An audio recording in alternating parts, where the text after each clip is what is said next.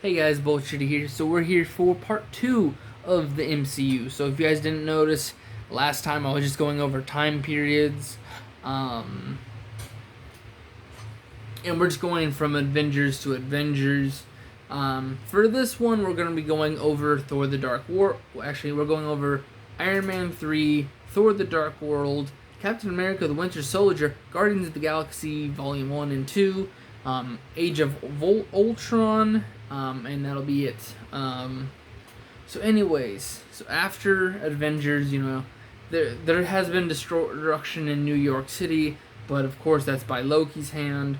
And that Iron Man 3 is basically just someone learns the technology.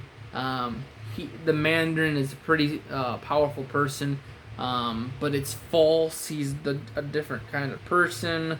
But like the Iron Legion, I believe, are controlled. Pepper is about to leave Tony, but so Tony, in the end of it, just says, "I'll destroy all my projects and try to main you, um, as as my big priority in life." I also think I think it might be in this one where he may have turned Pepper into CEO of Stark Industries after this one. But it was basically just him showing Pepper he cares. Thor: The Dark World, anyways, is Jane, I believe, gets infected with something. The Dark Elves come to try to conquer Asgard. We also learn that Loki is like a blue giant or something like that. We know his origins, and I believe Thor's mother is killed in the end of it. Jane is kind of cast aside at this point. She gets to go do her own thing because in Thor 4 Thor Love and Thunder, we learned that he kind of sided her. Like, I have other things to do. I'll try to get along with you, but things don't turn out. Then Captain America the Winter Soldier. Basically, he's doing his own Captain America thing. But, basically, Bucky is discovered to be alive. He's been programmed by, I think it's Russia. He's a Russian programmed spy. And basically, he's kind of like a super soldier himself. His arm, I guess, was somehow ruined, so he has a metal one now. And basically, this entire movie is just Cap trying to get him into it. Like, hey, you're actually Bucky Barnes. You're my best friend. Try to get out of it. And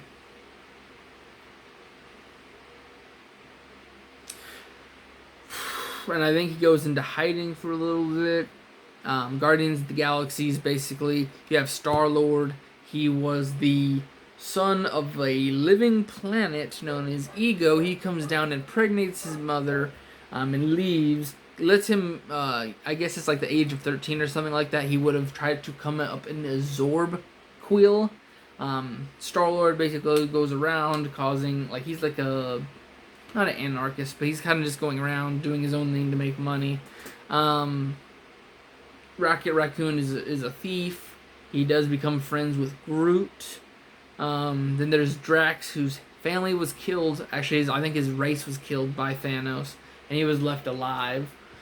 So he's trying to avenge his family. Gamora is the adopted daughter, who basically is just, her race got wiped out by Thanos. Well, half of them were wiped out by Thanos, and he had kind of adopted Gamora.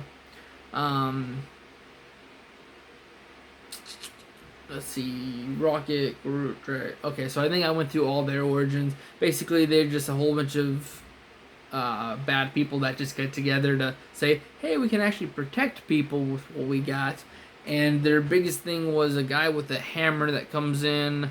I think he tries to get a hold of the Power Stone, which the Collector got a hold of. Which the Collector is just the guy who collects beings and special items. He's able to get a hold of the Power Stone.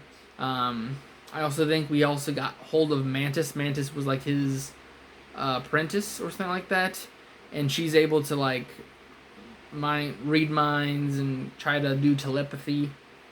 Um, or something. I think she may be a part of volume. No, she was part of volume 2 because she was like Ego's apprentice or something like that. She was, like one of his maids. Um, let's see.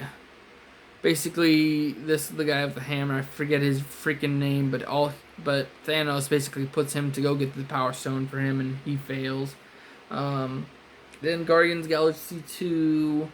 All of them are like together again, but of course Groot sacrificed himself in the first film, so now there's a baby Groot from a sprout. And basically they are just doing their own thing, being a little family, trying to raise Groot. And let's see what happens in Volume 2. Basically, Ego reaches out. We also have Yondu and another prisoner in this one. And basically, the prisoner gets a hold of Yondu's stuff after he dies, because for Quill to escape his father, when he tries to consume him and take control and have his full powers and become a stronger being, Yondu sacrifices himself by having Quill have an air bubble, and basically for the last few moments he's like, "Yeah, I'm your father because I basically adopted you. I was there for you." And he sacrifices himself to get him. He tries to rescue him. Then there's the last one, which is Age of Ultron. It's weird how we have all of this. And all this takes place between 2013, which Iron Man 2 and Thor the Dark World take place, but everything else takes place in 2014. And here we are in 2015 for Avengers Age of Ultron, which is basically, they have the Space Stone from the Scepter.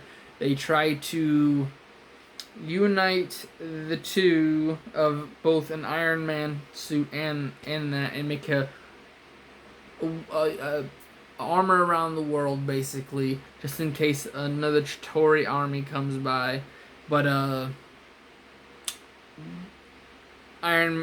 Tony messes with something above him, and they unleash something that is evil, and basically this thing becomes Ultron. I think it kills Jarvis, and I think some other AI was created. But basically it tries to take down the Avengers because the Avengers are the biggest threat to the world, so he tries to kill them off. He gets a hold of two mutants, Quicksilver and Scarlet Witch, and try to have them kill the Avengers, and Wanda's able to hypnotize / mind control some of them. And I guess the parents of Quicksilver and Scarlet Witch were killed in like a nuke, back in like the early like 80s or something like that. It was not that long ago, but and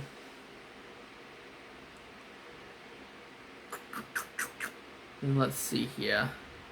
And I think that's really it, because it's just like all of them come together again to thwart his plan. They're able to whisper in Quicksilver and Scarlet Witch's ears to shut it down. They're able to get a hold of the Mind Stone, and they're able to equip that to another one, and it becomes Vision.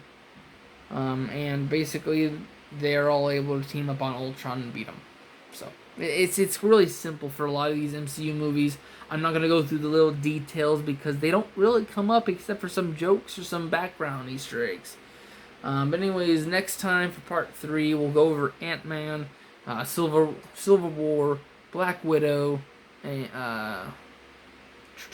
Doctor Strange, Black Panther, Thor and Ragnarok, and then we'll go over Ant-Man and the Wasp, and then Infinity War and Endgame. So I'll see you guys tomorrow. Bye-bye.